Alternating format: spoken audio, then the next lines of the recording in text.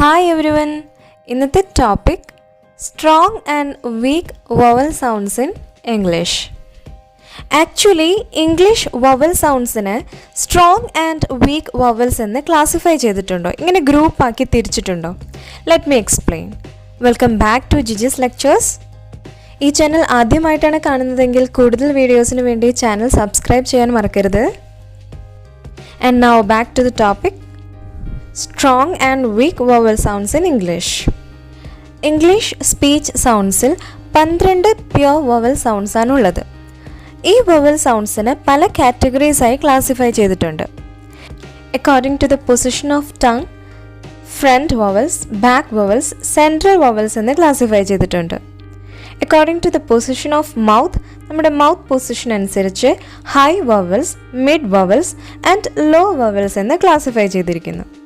And according to the position of lip movement അനുസരിച്ച് round vowels, spread vowels, neutral vowels എന്ന് classify ചെയ്തിട്ടുണ്ട്.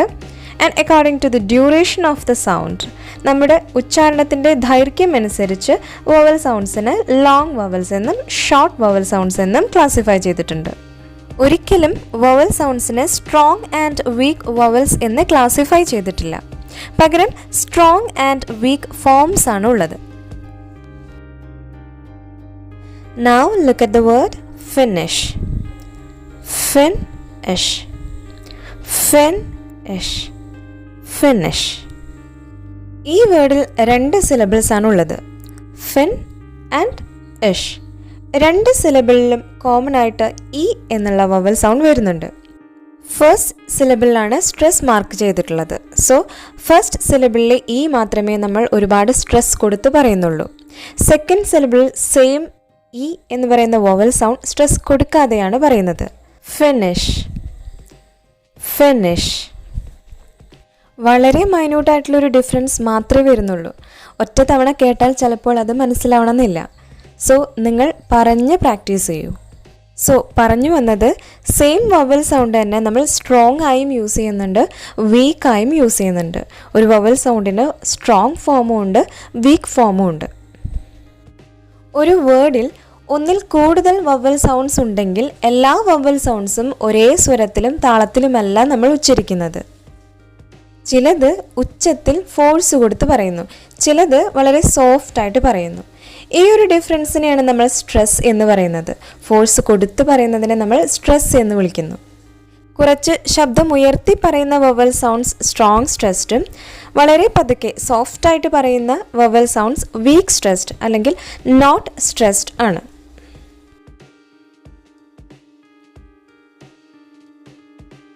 Stressed syllable എപ്പോഴും vowel sound strong ആയിരിക്കും, strong vowel sound ആയിരിക്കും. Unstressed സിലബിളിൽ week vowel sound ആയിരിക്കും എന്ന് നമുക്ക് ഉറപ്പിച്ച് പറയാൻ പറ്റില്ല. ഒന്നെങ്കിൽ സ്ട്രോങ് ആയിരിക്കും അല്ലെങ്കിൽ വീക്ക് ആയിരിക്കും. ഫോർ എക്സാമ്പിൾ, ജിംനാസ്റ്റ് എന്നുള്ള വേർഡ് നോക്കൂ. ജിംനാസ്റ്റ് 2 സിലബിൾ ഉണ്ട്. ഇതിൽ ഫസ്റ്റ് സിലബിൾ സ്ട്രെസ്ഡ് ആണ്. So sound E is strong vowel.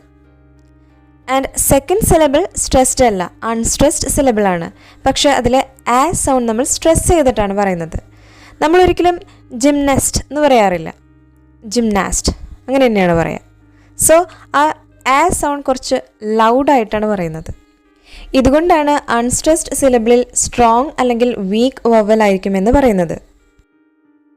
ഇങ്ങനെയൊക്കെ ആണെങ്കിലും വീക്ക് വവൽസ് എന്ന് പേരെടുത്ത 1-2 വവൽ സൗണ്ട്സ് ഉണ്ട്. ഷ, ആ ആൻഡ് ഷോർട്ട് ഇ. ഈ 2 സൗണ്ട്സും, പ്രത്യേകിച്ച് ഷ, ഈ ഒരു ഷ സൗണ്ട് കൂടുതലും വളരെ ലൈറ്റായിട്ടാണ് യൂസ് ചെയ്യുന്നത്. ആ സൗണ്ട് ഒരു വേർഡിൽ ഉണ്ടെങ്കിൽ പോലും നമ്മളത് ഉച്ചരിക്കാറില്ല. സ്ട്രോങ് ആൻഡ് വീക്ക് ഫോംസിന് എക്സാമ്പിൾസ് നോക്കാം. അറ്റ്, അറ്റ്, അസ്, എസ്, ഫോ, ഫ, ദം, ദിം. ഇതൊക്കെയാണ് സ്ട്രോങ് ആൻഡ് വീക്ക് വവൽ സൗണ്ട്സിൻ്റെ വിശേഷങ്ങൾ. വീഡിയോ കണ്ടതിനും ചാനൽ സബ്സ്ക്രൈബ് ചെയ്തതിനും ഒരുപാട് നന്ദി. Thank you so much.